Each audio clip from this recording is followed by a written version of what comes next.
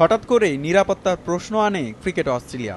সেই ধারায় দেশটির নিরাপত্তা প্রতিনিধিরা বাংলাদেশের নিরাপত্তা খতিয়ে দেখতে দেশের বিভিন্ন সংস্থার সাথে বৈঠক করে। দেশের প্রশাসন থেকে সর্বোচ্চ নিরাপত্তার আশ্বাস পেয়েও বাংলাদেশ সফর স্থগিত করে ক্রিকেট অস্ট্রেলিয়া।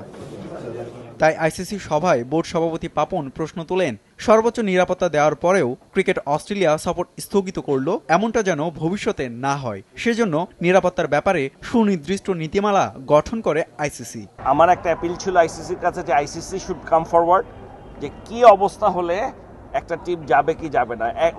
ইউনিল্যাটারি একটা দল ঠিক করে ফেলবে যে আমি যাব না, ওখানে আমার ভয় লাগছে, এটা হতে পারে না। সো সিকিউরিটি প্ল্যান একটা স্ট্যান্ডার্ড তৈরি করা উচিত। তবে ক্রিকেট অস্ট্রেলিয়া আইসিসির ওই বৈঠকে বিসিবি বস পাপনকে কথা দিয়েছেন 2016-র পরেই বাংলাদেশ সফরে আসবে অজিরা।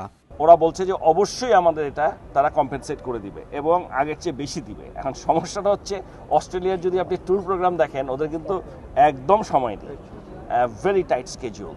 সো দুটো টেস্ট খেলতে আসতে গেলে 2016 শেষে অথবা 17-র আগে ওরা কোনোভাবেই জায়গা পাচ্ছে না। ওই সবাই বেশ কিছু সুখবর আছে বাংলাদেশের জন্য।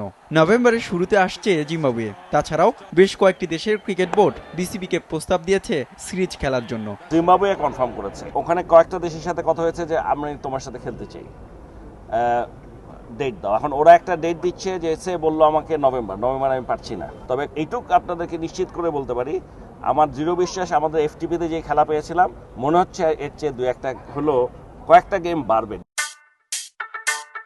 এদিকে 28 অক্টোবর এসিসির সভায় সিদ্ধান্ত হবে এশিয়া কাপ কোথায় অনুষ্ঠিত হবে। তবে ভারত না চাইলে এশিয়া কাপ টানা তৃতীয়বারের মতো আয়োজন হতে পারে বাংলাদেশের মাটিতেই। হুমায়ুন কবির রোজ, সময় সংবাদ, ঢাকা।